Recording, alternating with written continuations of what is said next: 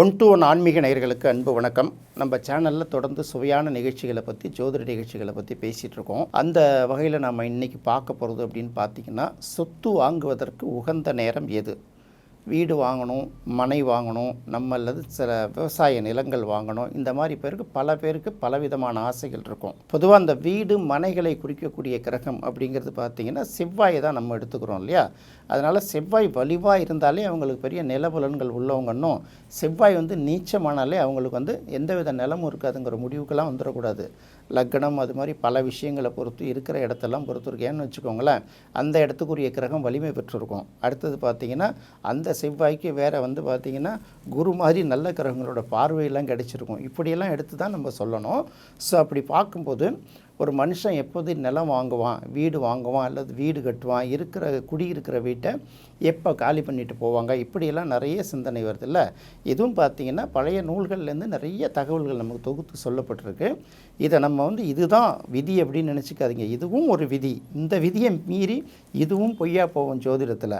அப்போ அடுத்த விதி என்னங்கிறத நம்ம யோசிக்கணும். இது நிறைய பேருக்கு ஒத்து போனாலும் சில பேருக்கு ஒத்து போகாமல் இருக்கும் இல்லையா? அப்போ நம்ம பார்க்கணும். சரி, ஒரு மனுஷன் எப்போல்லாம் வீடு மனை வாங்கிறதுக்கான வாய்ப்பு உருவாகும்? நான் சொல்கிறது கையில் பணத்தை வச்சுட்டு வீடு வாங்கணும்னு நினைக்கிறவங்க, இல்லை அதுக்கான வசதி வாய்ப்புகள், வங்கியில் லோன் கிடைக்கும், அதை வாங்கி ஒரு வீடு வாங்கலாம், இந்த மாதிரி நினைக்கிறாங்க இல்லையா? இவர்களுக்கான கான்செப்ட் தான் இது. சும்மா இருந்துட்டு நான் வீடு வாங்கணும்னு கேட்க முடியாதுல்ல. வீடு வாங்கிறதுக்கான கெப்பாசிட்டி உங்களுக்கு இருக்கான்னு பார்த்துக்கணும். ஸோ இந்த மாதிரி சில விஷயங்களை பார்க்கும்போது அடிப்படை ஜோதிடத்தில் என்ன சொல்லுது அப்படின்னு பார்த்தீங்கன்னா, இப்போ உங்கள் ஜாதகத்தில் இந்த 9 கிரகங்களில் செவ்வாய் ஒரு கிரகம் இல்லையா? அது எந்த இடத்துல இருக்குது அப்படின்னு பார்க்கணும். உதாரணமாக பார்க்கும்போது உங்கள் ஜாதகத்தில் ரிஷபத்தில் செவ்வாய் இருக்குதுன்னு வச்சுக்கோங்களேன். இந்த செவ்வாய் நீங்கள் பிறந்தப்போ இருக்கிற செவ்வாய். அதுக்கப்புறம் பார்த்திங்கன்னா இந்த கோச்சார செவ்வாய் இருக்குது இல்லையா? இந்த 1.5 மாதத்துக்கு ஒரு தடவை மாறிக்கிட்டே வரக்கூடிய செவ்வாய் இருக்குது இல்லையா? இந்த ரிஷபத்துலேருந்து 4ஆம் இடத்துக்கு எப்போ வருது அப்படின்னு பார்க்கணும். அப்போ ரிஷபத்துலேருந்து 4ஆம் இடம் எப்போ வருதுன்னா, உங்கள் ஜாதகத்தில் ரிஷபத்தில் செவ்வாய் இருந்து அதுலேருந்து 4ஆம் இடமான சிம்மத்துக்கு கோச்சார செவ்வாய் எப்போ வருது அப்படின்னு பார்க்கணும். அப்படி பார்க்கக்கூடிய காலகட்டங்களில் அப்போது தான் பார்த்திங்கன்னா இந்த வீடு மனை கட்டடங்கள் இதெல்லாம் வாங்கிறதுக்கு யோசனை பண்ணிக்கிட்டே வராங்க இல்லையா? அவங்களுக்கு அது ஒரு அருமையான தருணம். அந்த 45 நாட்களில் நீங்கள் சில முயற்சிகள் எடுத்திங்கன்னா உங்களுக்கு கைகூடும் அப்படிங்கிறது ஜோதிடத்தில் சொல்லப்படக்கூடிய விதி. இது எத்தனை பேருக்கு அப்ளை ஆகுதுங்கிறது அவங்கவுங்க ஜாதகத்தை பொறுத்து மாறுபடுங்கிறதையும் நம்ம சொல்லிடுறோம். இது ஒரு பக்கம் இருந்தால் கூட அடுத்தது என்ன சொல்லுவாங்க அப்படின்னு கேட்டிங்கன்னா, ஏன்னா இந்த வீடு மனைங்கிறது பார்த்திங்கன்னா எல்லா மக்களோடையும் தொடர்புடைய ஒரு விஷயம். வாடகை வீட்டில் குடியிருக்கிறவங்க கூட பார்த்திங்கன்னா இந்த வீட்டை விட்டுட்டு இன்னொரு வீட்டுக்கு போகணும் அப்படின்னு நினைப்பாங்க. இவங்க நினைக்கிற மாதிரி உடனே அமையாது. போய் பார்த்துட்டு வருவாங்க, ஏதாவது ஒரு குறைச்சலாக இருக்கும். வசதியாக இருக்கிற மாதிரி இருக்கும், கூட வர்றவங்க வாஸ்து சரியில்லைம்பாங்க. இப்படி பல நெருக்கடிகள் இருக்குல்ல. அதையும் மாரி நம்ம காம்ப்ரமைஸ்லாம் பண்ணிவிட்டு ஒரு இடத்துக்கு போகும்போது அப்போ அந்த குடி போகிறதுக்கு ஒரு நேரம் அமையணும் இல்லையா? இந்த வீட்டை காலி பண்ணிவிட்டு முதல்ல போகணும்னு நினைக்கிறோன்னா அதுக்கான அமைப்பு வரணும் இல்லையா? அதுக்கும் பார்த்திங்கன்னா உங்கள் ஜாதகத்தில் செவ்வாய் எந்த இடத்துல இருக்கோ அதுலேருந்து 4ஆம் இடத்துக்கு செவ்வாய் வரக்கூடிய காலகட்டங்களில் உங்களுக்கு அது பயனுள்ளதாக இருக்குங்கிறது ஒரு சின்ன குறிப்பு. சில பேர் என்ன பண்ணுவாங்கன்னா, லேண்டு ரொம்ப நாளாக இருக்கும், அந்த லேண்டை விற்றுட்டு ஏதாவது ஒரு கடனை செட்டில் பண்ணணும் அல்லது நெருக்கடியிலேருந்து வெளியில் வரணும்னு நினைப்பாங்க. அப்படியும் இல்லாத பட்சத்தில் அடுத்து பார்த்திங்கன்னா இந்த உயில் எழுதி வச்சுட்டு போவாங்கள்ல, பங்கு பாகத்தை பிரித்து வைக்கிறது. அதாவது தன்னுடைய மேலே உள்ள சொத்தை உரிமையை மற்றவர்களுக்கு மாற்றி கொடுக்கறது. பிள்ளைகளுக்கோ பேரப்பிள்ளைகளுக்கோ மருமகம் இந்த மாதிரி சொந்த பந்தங்களுக்கோ எழுதி வைக்கிறது இருக்கு இல்லையா? இது ஒரு பார்ட்டு. நான் சொல்கிறது எல்லாமே பார்த்திங்கன்னா நம்ம பேர்லேருந்து டிஸ்போஸ் பண்ணுறது. ஒன்று விற்கிறதா இருக்கணும், இல்லைன்னா இன்னொருத்தங்களுக்கு மாற்றி கொடுத்தா இருக்கணும், இல்லாட்டி உயில் எழுதி வைக்கிறது அப்படின்னு சொல்லுவாங்க. இன்னும் சில பேர் பார்த்திங்கன்னா சொத்தெல்லாம் நிறைய இருந்ததுன்னா, சரி நம்ம ஊர் பசங்கள்லாம் இல்லையே, ஒரு பள்ளிக்கூடம் கட்டுறதுக்கு இடம் கொடுக்குறது. இந்த காலத்தில் வியாபாரமானதுனால நிறைய கொடுக்க மாட்டாங்க. ஒரு பஸ் ஸ்டாண்டு கட்டுறதுக்கு கொஞ்சோண்டு இடம் கொடுத்தோம், இல்லை பொது சேவைகளுக்காக இடம் கொடுத்தோம்னு சொல்லிட்டு நிலதானம்னு சொல்லுவாங்க. கோயில்கள் குளம் இந்த மாதிரி இடங்களுக்கு கொடுக்குறது இல்லையா? இந்த மாதிரி நிலதானம் பண்ணுறது. இது எப்போ சாத்தியம் அப்படின்னு கேட்டிங்கன்னா, உங்கள் ராசி, நீங்கள் என்ன ராசின்னு பார்த்துக்கோங்க. இப்போ நீங்கள் கடகராசியாக இருக்கும் பட்சத்தில் ராசிக்கு 4ஆம் இடத்துல செவ்வாய் வரும்போது, இப்போ ராசிக்கு 4ஆம் இடம்னா நீங்கள் கடகராசினா உங்களுக்கு 4ஆம் இடம் துலாம் ராசி வரும்ல. அப்போ கடகராசிக்கு 4ஆம் இடத்துல துலாம் ராசிக்கு செவ்வாய் வரும்போது இந்த கடகராசிக்காரர்கள் இந்த வேலையை பார்க்கலாம். என்ன பண்ணலாம்? ரொம்ப நாளாக விற்காமல் இருக்கக்கூடிய நிலங்கள் அந்த இடத்துல புஷ் பண்ணிங்கன்னா விற்கிறதுக்கு வாய்ப்பு அதிகம். அதே போல் சில பேர் என்ன பண்ணுவாங்க, நம்ம இருக்கிறப்பே சொத்து பத்தெல்லாம் நம்முடைய வாரிசுகளுக்கு தேவையானது பிரித்து வச்சுட்டு போகணும், அதுக்கப்புறம் அவங்க சண்டை போட்டுக்கக்கூடாது அப்படின்னு நினைக்கிறாங்கல்ல, அவங்களும் பார்த்திங்கன்னா அந்த உயில் எழுதி வைக்கிறதுக்கு நல்ல வசதியாக போயிடும். இன்னும் சில பெரிய மனிதர்கள்லாம் இருப்பாங்க, சார் இப்போ ஏதாவது ஒரு பரிகாரம் பண்ணுங்கள், யாராவது எழுதி வச்சிங்கன்னா நான் இறந்த பிறகு இந்த என்னுடைய வீட்டையோ அல்லது வீட்டோட ஒரு பகுதியை வந்து ஒரு கண் மருத்துவத்துக்கு, ட்ரஸ்ட்டுக்கு இந்த மாதிரி எழுதி வச்சுட்டு போகிறவங்களாம் இருக்காங்க. இதெல்லாம் பார்த்திங்கன்னா அது செய்வதற்கான உகந்த நேரம் அப்படின்னு எடுத்துக்குவோம்.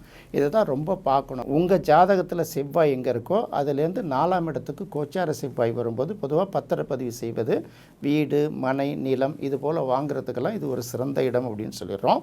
சிறந்த உகந்த காலகட்டம், சிறந்த காலகட்டம்னு சொல்லிடுறோம். அதே போல் உங்களோட ப்ராப்பர்ட்டி டிஸ்போஸ் பண்ணுறதுக்கு, அடுத்தவர்களுக்கு உரிமை மாற்றி கொடுக்கறதுக்கு, நிலதானம் பண்ணுவதற்கு, இருக்கிற வீட்டை காலி பண்ணிவிட்டு இன்னொரு இடத்தை போகிறதுக்கு வந்து உங்களுடைய ராசியிலேருந்து 4ஆம் இடத்துக்கு கோச்சார செவ்வாய் வரும்போது இது பலனுள்ளதாக இருக்கும் அப்படின்னு சொல்கிறோம். இன்னும் சில பேருக்கு பார்த்திங்கன்னா, உங்களுடைய ஜாதகத்தில் ஒரு 10ஆம் இடத்துல செவ்வாய் இருக்குது அப்படின்னு வச்சுப்போம். இந்த 10ஆம் இடத்துல உங்களுக்கு வந்து ஜாதகத்தில் செவ்வாய் இருந்தால் பொதுவாகவே என்ன சொல்லுவாங்க, ஜோதிடத்துக்கும் செவ்வாய்க்கும் சம்மந்தம் இல்லைன்னு நினச்சிடக்கூடாது. 10ஆம் இடத்துல செவ்வாய் இருக்கிறவர்கள் ரொம்ப அற்புதமாக ஜோதிடம் பார்ப்பாங்க. இதுக்கு மிகப்பெரிய உதாரணம் நெல்லை வசந்தன் ஐயா தான். அப்போ 10ஆம் இடத்துல வந்து செவ்வாய் இருக்குதுன்னு வச்சுப்போம். உங்கள் ராசிலேருந்து 10ஆம் இடத்துல வச்சுக்கோங்க, அல்லது உங்கள் ஜாதகத்தில் உச்சம் பெற்ற செவ்வாய் இருக்குதுன்னு வச்சுப்போமே. இந்த உச்சம் பெற்ற செவ்வாயோ ஆட்சி பெற்ற செவ்வாயையோ நம்ம கோச்சாரத்தில் உள்ள செவ்வாய் வந்து கிராஸ் பண்ணுற நேரம் இருக்குல்ல, உதாரணத்துக்கு இப்போ கூட எடுத்துக்கோங்க. இப்போ பார்த்தீங்கன்னா மகரத்தில் வந்து செவ்வாய் இருக்குது. உங்களுடைய ஜாதகத்தில் ஏற்கனவே நீங்கள் பிறந்த ஜாதகத்தில் செவ்வாய் இருக்கும்போது இப்போ வந்து பார்த்திங்கன்னா ஜோதிடத்தில் இன்னும் கொஞ்சம் கற்றுக்கிறதுக்கு நிறைய பேர் ஆசைப்படுவாங்க. அதாவது ஜென்ம ஜாதகத்தில் உள்ள செவ்வாயை கோச்சார செவ்வாய் கிராஸ் பண்ணக்கூடிய காலகட்டங்கள் நிறைய பேருக்கு ஜோதிடம் கற்றுக்கணுங்கிற ஒரு ஆர்வம் வரும். ஜோதிடம் மட்டுமே இல்லை, இதே போல் சில கலை சம்மந்தப்பட்ட விஷயங்கள், அடுத்த விஷயங்கள் என்னன்னு தெரிஞ்சுக்கணும், எதிர்காலத்தை வந்து நம்ம முன்கூட்டியே கணிக்கிறது இப்படியெல்லாம் பல விஷயங்களுக்கு வந்து அந்த சிந்தனைகள் போகும். இப்போ நான் எதுக்கு சொல்கிறேன்னா, ஏற்கனவே சில வீடியோக்குள்ளே நான் சொல்லிட்டு வருவேன், ஜோதிடம் பார்க்கணும், ஜோதிடத்தை கற்றுக்கணுன்னு ஆர்வம் பண்ணுறவங்க அவங்க ஜாதகத்தில் உள்ள டவுட்டை கேட்டு மட்டும் கீழே கமெண்ட் போடாதீங்க, நிறைய படிங்க.